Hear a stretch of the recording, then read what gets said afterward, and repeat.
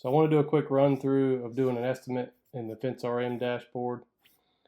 So we are giving out beta versions, which is only set up for wood fencing. And this is one of the wood tabs, but we'll just do a quick kind of walkthrough and we'll see how fast it generally takes, or how long it would generally take you to kind of do an estimate. So I'll zoom in and we'll just work through the sheet left to right. Oop, that's not what I wanted to do at all. Okay, here we go. So on the top left, you got your customer information, which I've already got populated in here just as an example.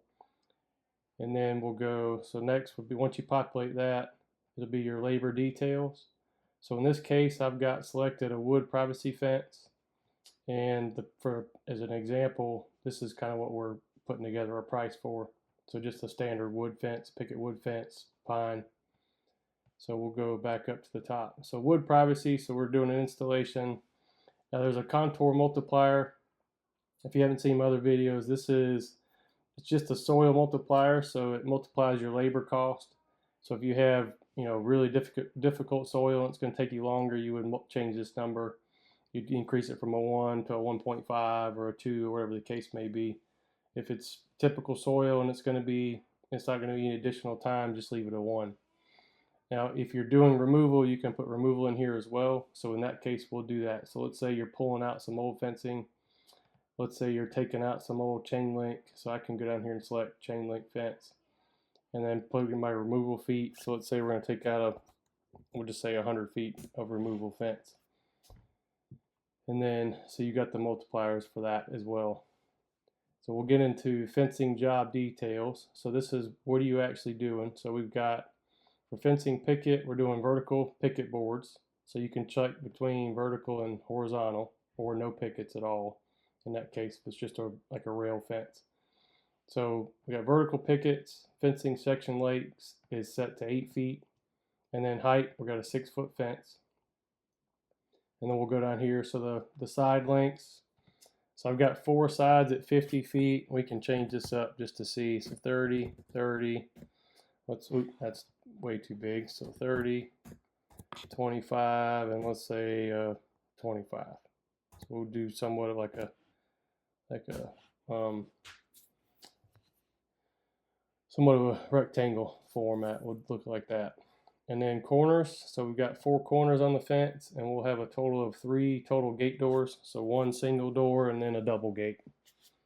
And you'll see this table populates all the supports you need, level of posts, number of pickets you're going to need in total per section, so per length, so 30 feet. And so let's go up here to the top. I'll explain that.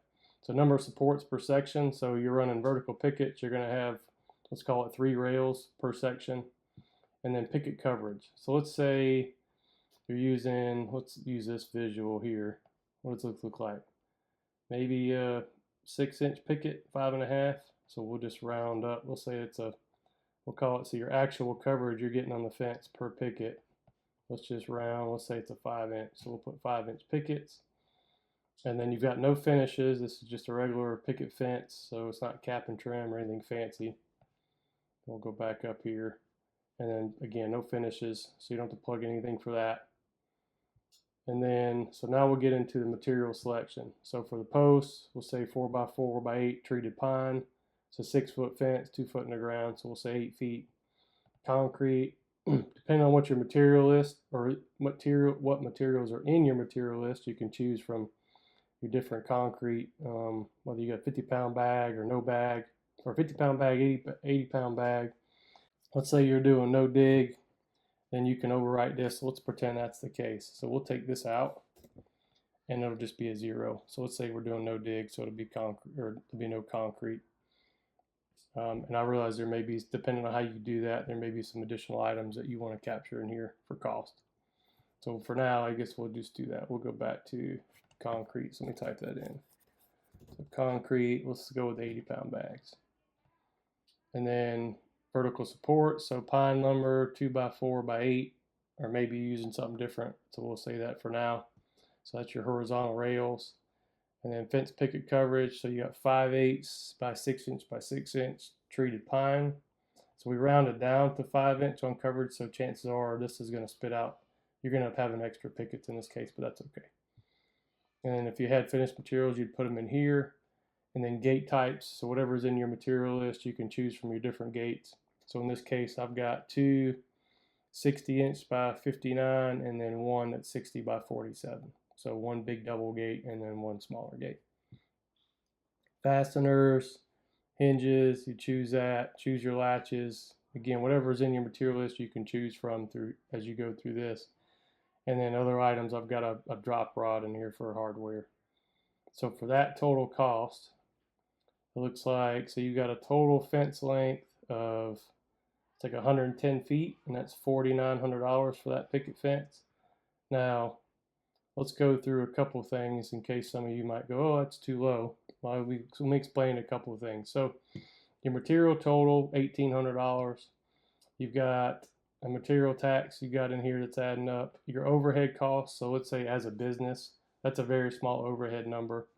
So this is based on your dashboard setup and how much overhead costs. You'll see it's in here. I've got $32,000. So, and that's gonna average out across your total annual estimated jobs. So depending on how big that number is.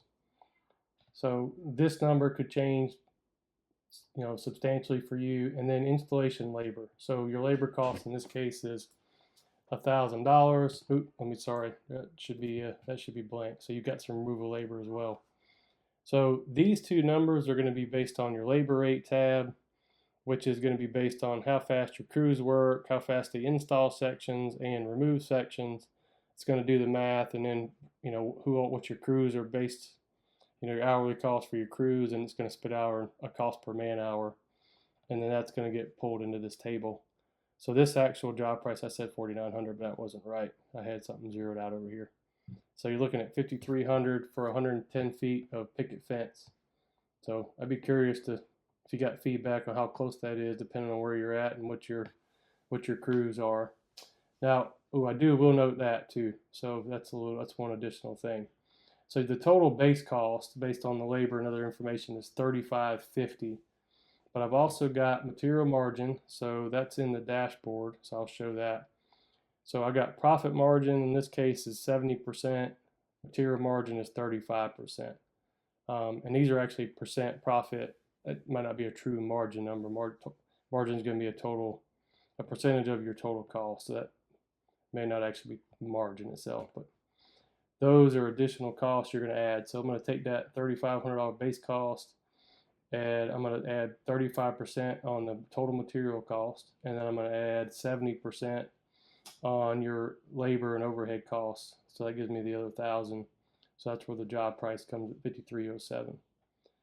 But by the two key numbers are in this case are your base job price is $35.50. So if you're set up like this and you charge anything less than $3,500, you're losing money. And then if you charge the 53, you're guaranteed that you're making profit on that job. That's pretty much it. You got questions? Shoot me a message, let me know.